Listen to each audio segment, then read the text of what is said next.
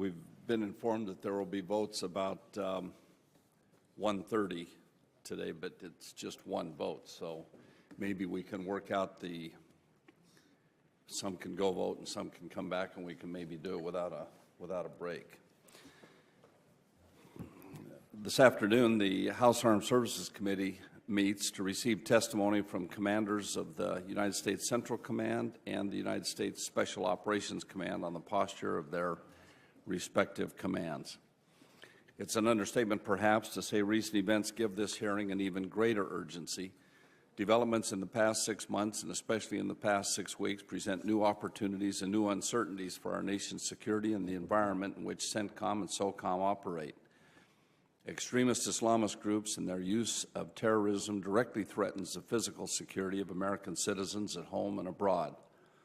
Consequently, in Afghanistan, 100,000 U.S. servicemen and women are fighting to disrupt, dismantle, and eventually defeat al-Qaeda in the country from which it planned and conducted the 9/11 attacks.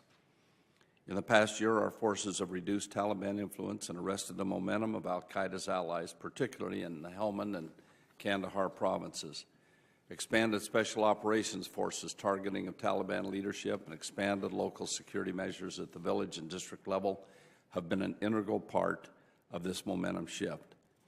Significant progress has also been made by the NATO training mission in the development of the Afghan National Security Forces. Yet it remains to be determined whether these gains will be lasting. Nevertheless, the President remains committed to redeploying troops in just 4 months. Similarly, uncertainty surrounds the recent uprising in the Middle East. While inspirational and likely to undermine extremism's appeal over the long term, they also potentially undermine several pillars of our strategic posture in the region in the near term. For example, I read with concern comments from opposition leaders in Egypt that the Camp David Accords are finished. Instability may undermine efforts to build our partners' counterterrorism capacity, a particularly troubling scenario in Yemen, where al-Qaeda on the Arabian Peninsula continues to present the most significant risk to the U.S. homeland, according to the administration. Against the backdrop of these dramatic events, Iran continues research on key components for a nuclear weapon, the development of which alter the regional balance of power and allow Tehran to increase its long-standing support of terrorist proxies without fear of military retaliation. Also, we're scheduled to withdraw 50,000 U.S. forces from Iraq, despite questions regarding that country's ability to defend itself from both internal and external threats. The blistering pace of current events and the uncertainty they've created raise difficult and important questions for the future of our national security. To address these issues, we're fortunate to be joined today by 2 officers with long and distinguished careers of service to their nation. General James Mattis, Commander, U.S. Central Command, and Admiral Eric T. Olson, Commander, U.S. Special Operations Command. Gentlemen, I thank you for appearing here today and for your many years of service, devotion to your country.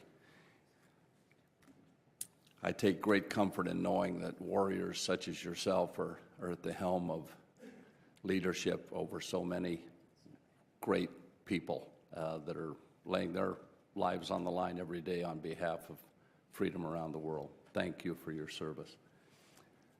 Ranking Member Smith. Thank you, Mr. Chairman. With votes coming up so quickly, I will be very brief. I associate myself with the Chairman's remarks. I think he perfectly summed up the challenges the 2 of you face. I do want to give special recognition to Admiral Olson, since he's from Tacoma. I always have to mention that. Graduate of Stadium High School, not in my district, but it is the high school that my children would go to, so very close by.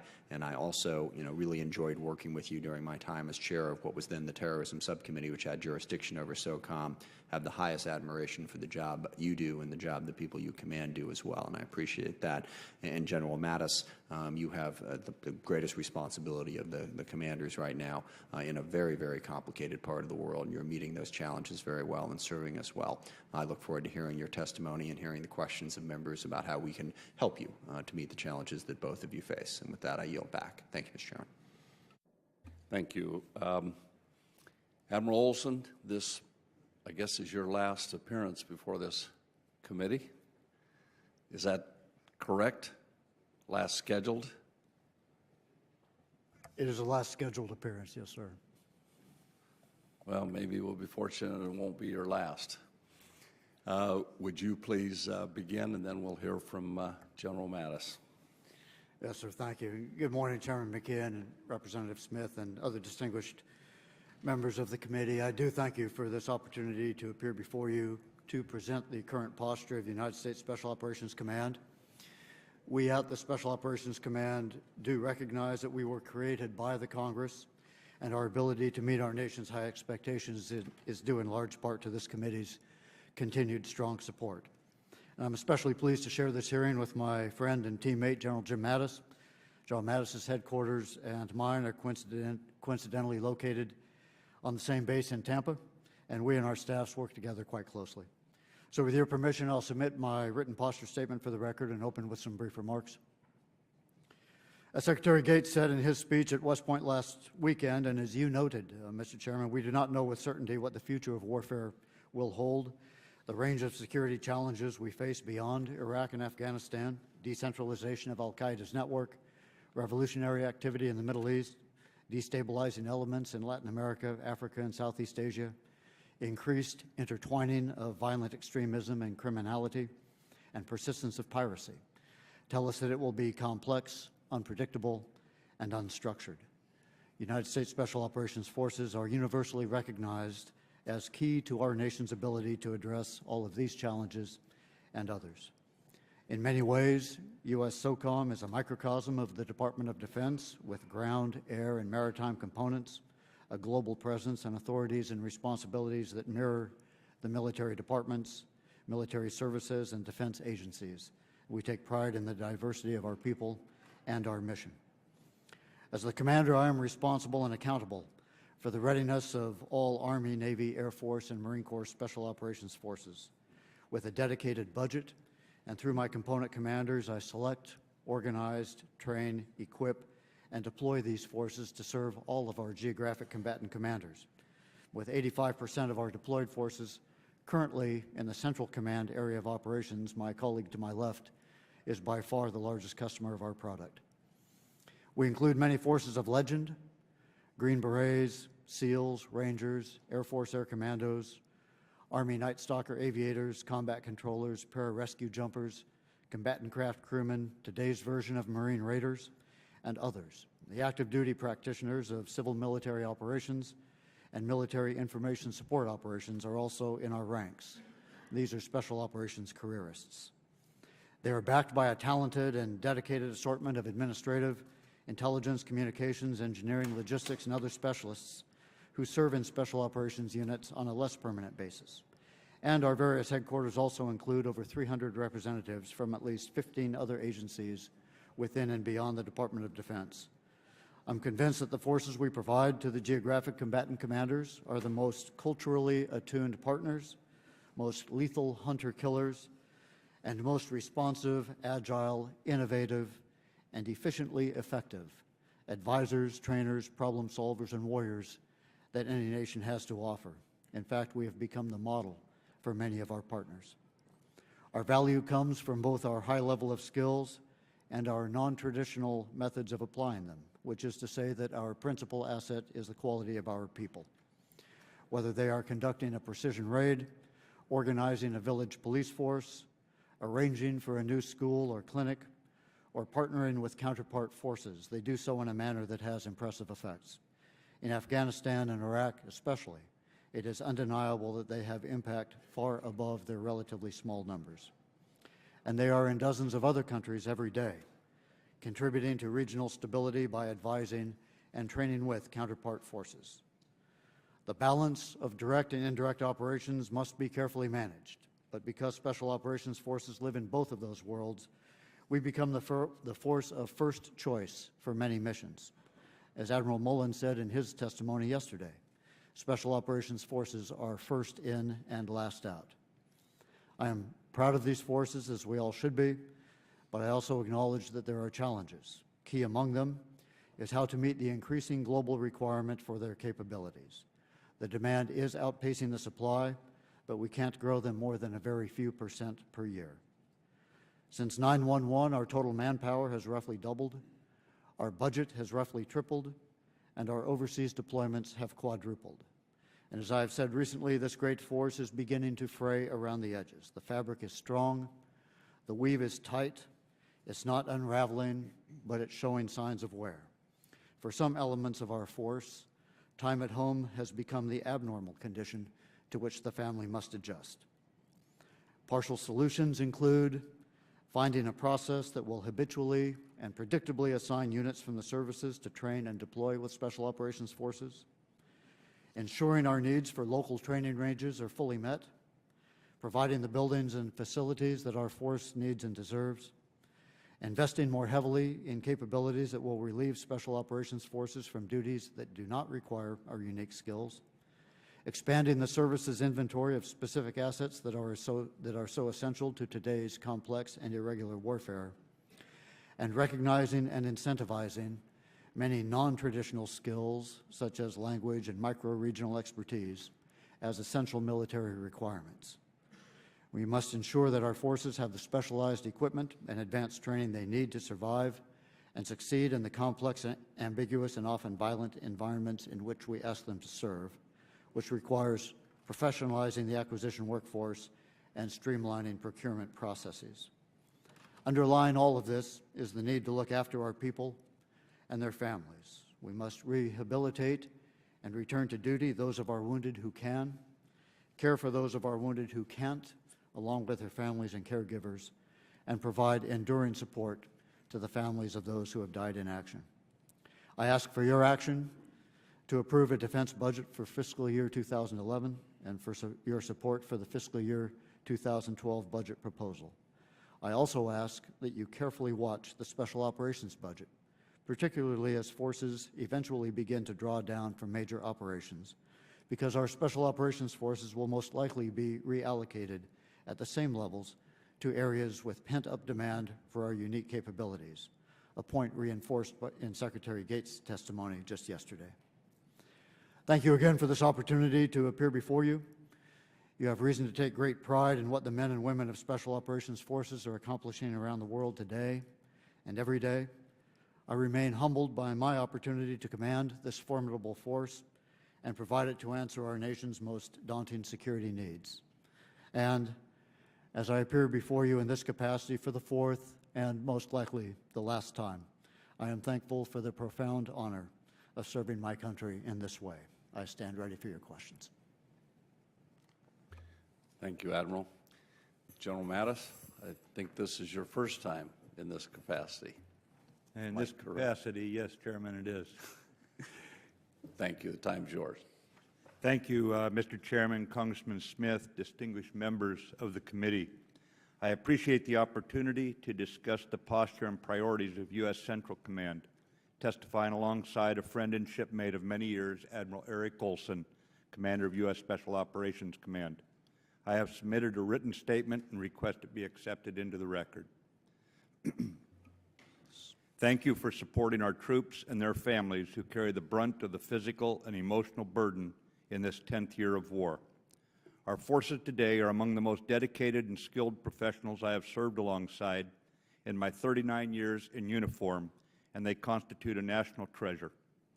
I also recognize the commitment and sacrifices of our international partners who operate with us from the waters off Somalia to the mountains of Afghanistan, where the largest war-fighting coalition in recent history is engaged with troops from 49 nations united in the fight against our common enemy.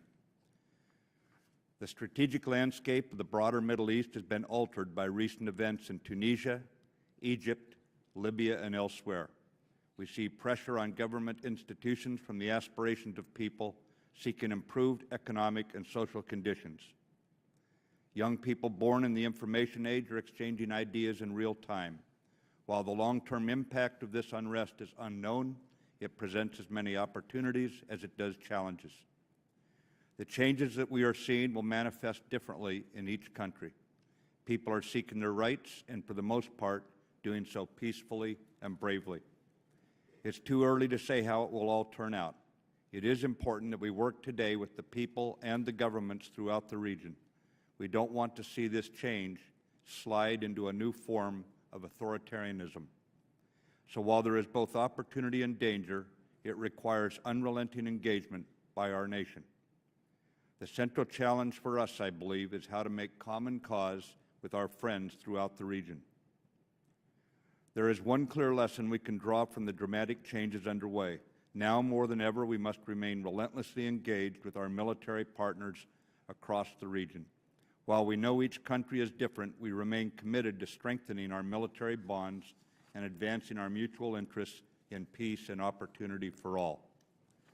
Notably, in Egypt, we have clearly seen the benefit of mature military-to-military relationships.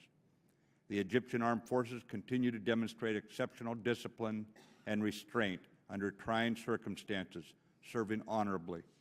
As Admiral Mullen recently noted, our assistance has helped the Egyptian military become the professional force that it is today, just as our military in turn has learned a great deal from our Egyptian counterparts who have contributed a stabilizing influence in this time of transition.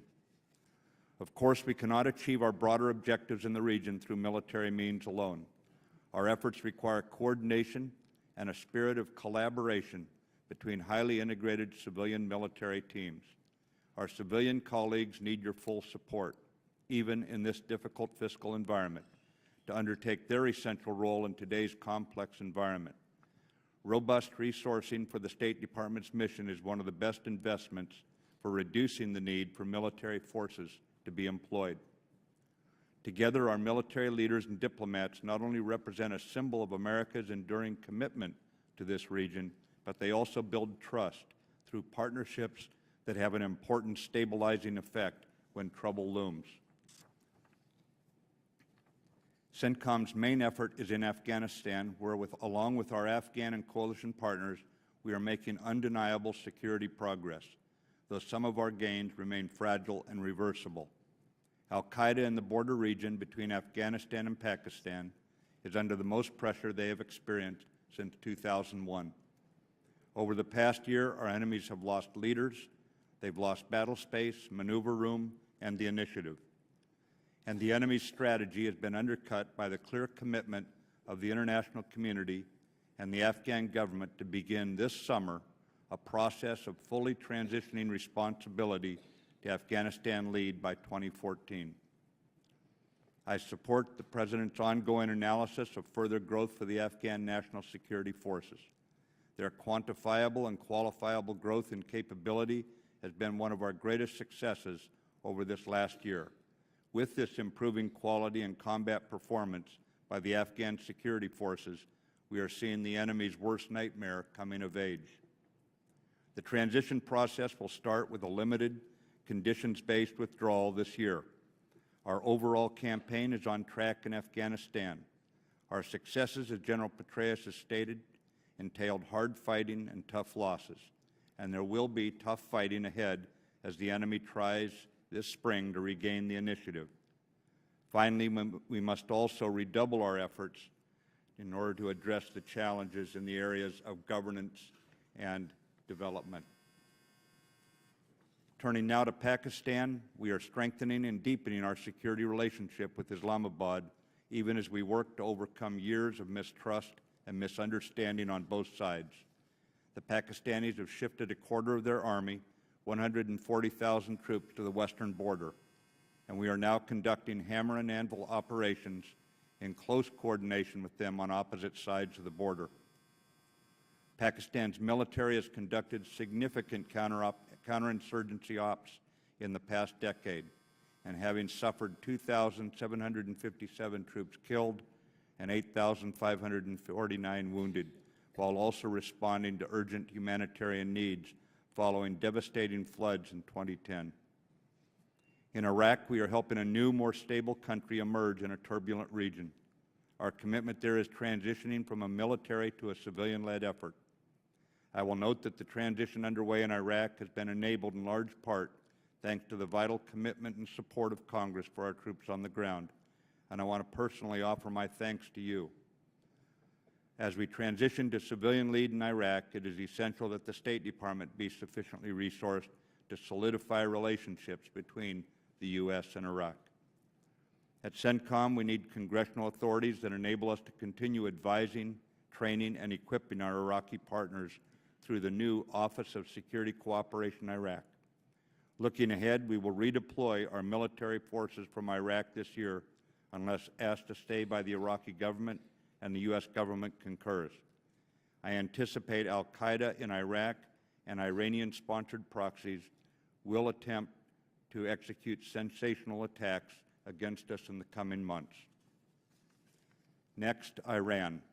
The greatest threat to long-term regional stability is a defiant Iran in its current state. We are countering the malign activities of the regime while bolstering relationships with our partners. Iran continues to rebuff international efforts for engagement, continues to coerce its own population, and continues to pursue activities disruptive to regional peace and stability, including supplying arms to militant proxies in Iraq and Afghanistan and supporting Hezbollah in Lebanon. But for the vibrant people of Iran, the regime is no giant. The regime's actions have thrown the economy into disarray, destroyed rapport with the bulk of the world, and spread hate and discontent across the region, steadily eroding any international support the regime could once muster. Despite the shrinking stature of the regime, I have no reason for optimism about Iran's pursuit of a nuclear weapons capability, of its growing ballistic missile arsenal, and present destabilizing course. Across the region, we are disrupting al-Qaeda and other violent extremist organizations. We are actively focused on the threat of extremism in Yemen, especially al-Qaeda in the Arabian Peninsula, the group that has twice attempted to attack our homeland in recent years. With our international partners, our special operations forces are putting our most violent enemies and related networks under increasingly intense pressure. At the same time, the populist-inspired changes that are taking place across the region undercut the message of al-Qaeda and other extremist groups, highlighting the bankrupt philosophies of terrorists who use violence and contribute nothing but mayhem to the innocent. In direct repudiation to violent extremists, young folks today have achieved more change in 10 weeks than 10 years of al-Qaeda's murderous campaigns. So that's a snapshot of our major ongoing operations. We are focused on a number of other important mission areas as well, to include countering piracy. There can be no more stark reminder about the need for more proactive diplomatic, legal, and military efforts against pirates than the brutal murder of 4 Americans by pirates last week. This is a defining moment for the people in this region, and by extension, a critical moment for CENTCOM to remain engaged with our partners and to clear away obstacles to peace and prosperity. On that note, while Israel and the Palestinian territories are not in my assigned theater, lack of progress toward a comprehensive Middle East peace affects U.S. and CENTCOM security interests in the region. I believe the only reliable path to lasting peace in this region is a viable two-state solution between Israel and Palestine. The issue is one of many that is exploited by our adversaries in the region, and it is used as a recruiting tool for extremist groups. The lack of progress also creates friction with regional partners and creates political challenges for advancing our interests by marginalizing moderate voices in the region. By contrast, substantial progress on the peace process would improve CENTCOM's opportunities to work with our regional partners and support multilateral security efforts. We know that you face tough decisions in this constrained fiscal environment, ladies and gentlemen. In all of our activities at CENTCOM, we honor the obligation to be the best stewards possible of our nation's monetary resources. CENTCOM has established stringent control mechanisms to execute our fiscal authorities and to apply increasingly effective oversight of all our programs. Finally, Mr. Chairman, Congressmen and Congresswomen, we must never forget the families of those who gave their last full measure in defense of liberty. Thank you once again for your support of our men and women serving in the Central Command region. I'm prepared to answer your questions. Thank you very much. Without objection, both of your statements will be entered in the record. The vote schedule has changed. It's now 2 votes, so we will have to recess. But I will hold my questions till later, and I'll turn now to Ranking Member Smith. And we will, after his questions, we will recess for 10 to 15 minutes as soon as we can get back. Mr. Smith.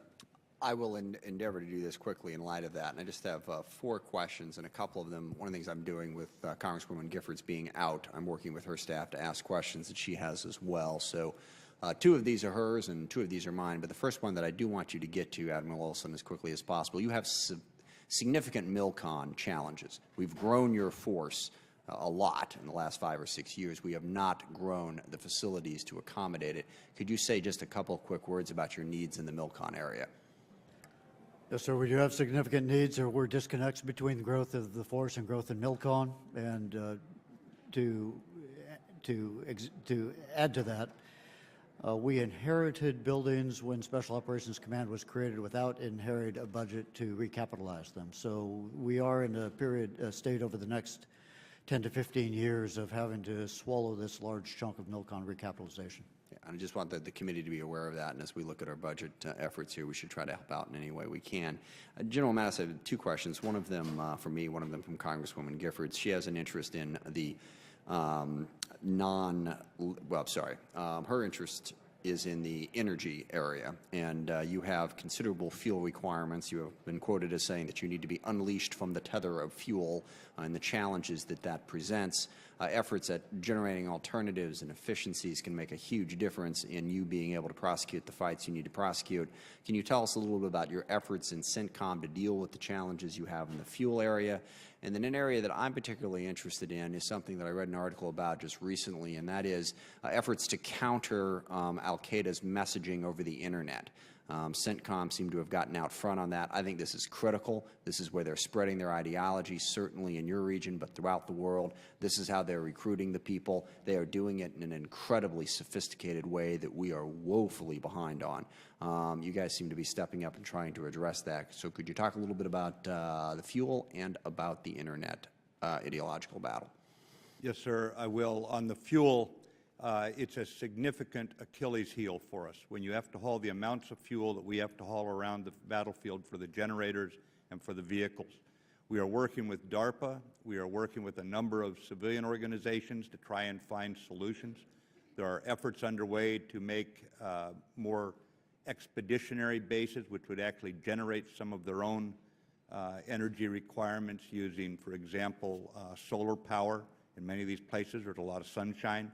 If we can get expeditionary capability to capture that and then basically recharge our batteries, I mean, it's an amazingly complex effort to maintain the fuel lines. And it's also gives the enemy an ability to choose the time and place of attacking us. We're engaged with science and technology. We're engaged with DARPA. And we're looking at very pragmatic ways of doing this. We're also looking at what we can do to actually change how we distribute fuel to reduce the enemy's opportunities to come after us. And I could meet privately with you on some of those matters that I'd prefer not to speak about in open session. On the Internet effort, the point I would make is that the enemy is using the Internet exactly along the lines that you defined. They use it for recruiting is the one that comes immediately to mind. We can directly track some of this. In broad terms, we challenge their propaganda. We disrupt the recruiting. We show that it's silly to go down this line, that just doesn't make sense. We bring out the moderate voices. We amplify those. And in more detail, we detect and we flag if there is adversary, hostile, corrosive content in some open source web forum. We engage with the web administrators to show that this violates website provider policies. And probably more telling about how we engage here, we have a digital engagement team at CENTCOM. It's fully attributable, but we engage with the people in the region who come up on the web and start exchanging ideas, and we give factual and accurate information to counter enemy propaganda and lies through using the web and the blog sites. We do this in Arabic, Farsi, Urdu, and Pashto. Yeah. But we are engaged in the Internet fight. And this is something that I think DoD-wide and intelligence community-wide we have to be engaged in, because the way al-Qaeda has changed since 9/11, certainly the AQ senior leadership is still a threat, but the larger threat is the way they generate self-starters. sort of homegrown terrorists who go on the internet, get inspired by this stuff, and it has increased to a level that I think would shock a lot of people, and we need to be much more aggressive about that. The last question I have is on on non-lethal means of subduing the enemy. I'll take that one for the record. It's something Congresswoman Giffords is interested in as well. If you could just update us a little bit, Admiral, send something to us on the record about what you've been doing with non-lethal uses of force. There's been considerable advancement there. And I do just want to conclude by making a special thank you to the Special Operations Command and the Navy SEAL team in particular that shortly after the incident in Tucson went out on a mission in Congresswoman Giffords' honor. They actually flew a flag for that mission and then made sure that it got to her where she is rehabilitating. That means a great deal to her and to all of us. Your dedication and support for her and for this committee is very much appreciated, and certainly the work you do for our country is very much appreciated as well. Thank you, Mr. Chairman. Thank you. We will adjourn now for 10 to 15 minutes in time to vote and get back. Mr. Bartlett will be the first question when we get back. Thank you.